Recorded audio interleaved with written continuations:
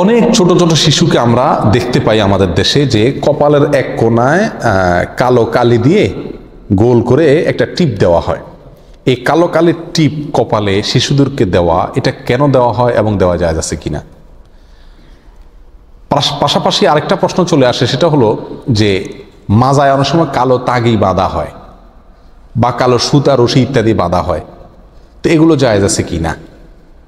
প্রথম প্রশ্ন উত্তর হলো, কপালে কোনায় কালো টিপ এটা যদি সৌন্দর্যের জন্য দেওয়া হয় তাহলে ঠিক আছে।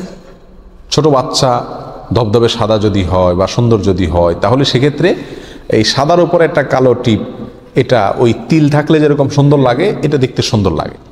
এটা যদি সৌন্দর্যের জন্য দেয় তাহলে কোনো সমস্যা নাই শরীয়তের দৃষ্টিতে। আর যদি এটা এই জন্য দেওয়া হয় যে এটা দিলে আর বদনজর লাগবে না, আর এই উদ্দেশ্যেই বেশিরভাগ লোক দিয়ে থাকে বলে আমার ধারণা। যদি কেউ এই উদ্দেশ্যে লাগায় যে এই কালো টিপ দেখলে মানুষের কি লাগবে না, আর বদনজর লাগবে না, তাহলে সেক্ষেত্রে এটা গর্হিত কাজ, এটা কুসংস্কার, এটা পরিহার করা জরুরি। এটা ভুল আকিদা, ভুল বিশ্বাস। কথা বুঝে আসছে? ছোট শিশুকে বদনজর থেকে, মানুষের হিংসা থেকে বাঁচানোর জন্য শরীয়ত সিদ্ধ বহু পদ্ধতি আছে।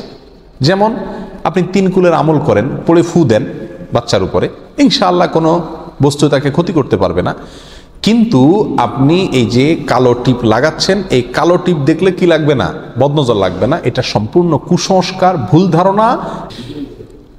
আমাদের দেশে শুধুমাত্র এই কপালের কালো টিপই না, আপনারা খেয়াল করে দেখবেন, কারোর যদি মাছার নিচে ভালো লাউ ধরে, কুমড়া ধরে, কোনো ক্ষেত খামারে ভালো ফসল হয়, তাহলে সেখানে দেখবেন একটা মাটির হাঁড়িতে কালি লাগায়া ঝুলায় রাখে।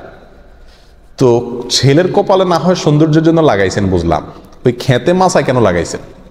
ওইটা দেখে বোঝা যাচ্ছে এটা বদনজর থেকে বাঁচানোর জন্য লাগায়। অনেকে মনে করে এটা এই যে লাগানো হয়, এই লাগানোটা কেন? এই লাগানোটা এই জন্য যে একটা মানুষ যখন দেখবে সুন্দরটার দিকে নজর না পড়ে ওই কালো দেখে তার মনটা খারাপ হয়ে যাবে আর সে আর বদনজর দিবে না।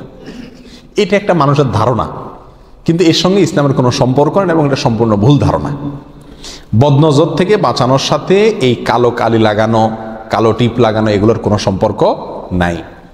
অনেকে আছে আবার দেখবেন যে ক্ষেত খামারে বা এই ধরনের জায়গাতে ওই গরুর যে চোয়াল আছে দাঁতের, ওইগুলো ঝুলায় রাখে যাতে কেউ ক্ষতি করতে না পারে। এসব গর্হিত, এসব কুসংস্কার, এসব ভুল ধারণা, এবং এগুলা পরিহার করা একজন মুমিনের জন্য জরুরি।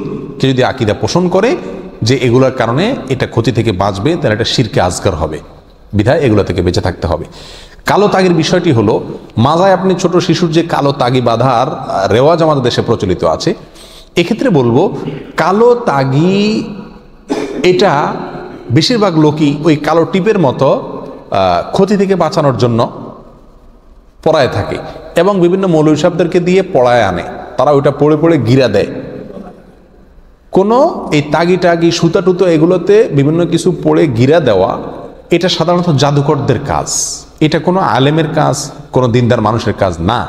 নবী আলাইহিস সালাম বিভিন্নভাবে চিকিৎসা দিয়েছেন সাহাবায়ে কেরামকে, সাহাবায়ে কেরাম চিকিৎসা দিয়েছেন পরস্পরকে, কোরআন এবং সুন্নাহর আলোকে রুকিয়া শরঈয়া করেছেন, ঝাড়ফুঁক করেছেন শরীয়ত সিদ্ধ। কিন্তু এই গিরা দেওয়া দেওয়ির কোনো সিস্টেম তাদের আমল থেকে আমরা পাই না।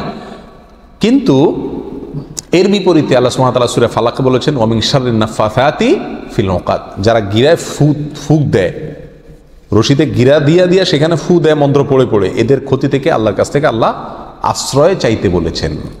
তাহলে বোঝা গেল এই কাজটা খুব ভালো কাজ না। বিধায় শিশুদের মাজায় যে সমস্ত তাগি থাকে গিরা দেওয়া, এগুলো পড়ানো উচিত নয়। এগুলো পড়ালে শিশুর ক্ষতি হবে না, রোগবালাই হবে না, জিনে আসর করবে না ইত্যাদি, এসব ধারণা সম্পূর্ণ ভুল ধারণা, কুসংস্কার। এতে কোনো লাভ হবে না, বরং উল্টা আরও ক্ষতি হওয়ার আশঙ্কা।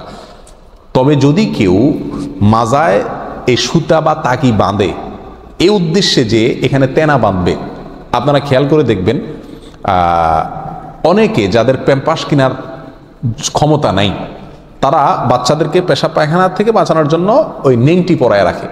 তো এই নেংটি বাঁধার জন্য এখানে মাজায় একটা দড়ি, রশি, সুতা ইত্যাদি থাকলে সুবিধা, এটার সাথে পেঁচায় নেংটি বাঁধে। ওই উদ্দেশ্যে যদি মাজায় লাগান তাহলে ঠিক আছে, কোনো সমস্যা নেই।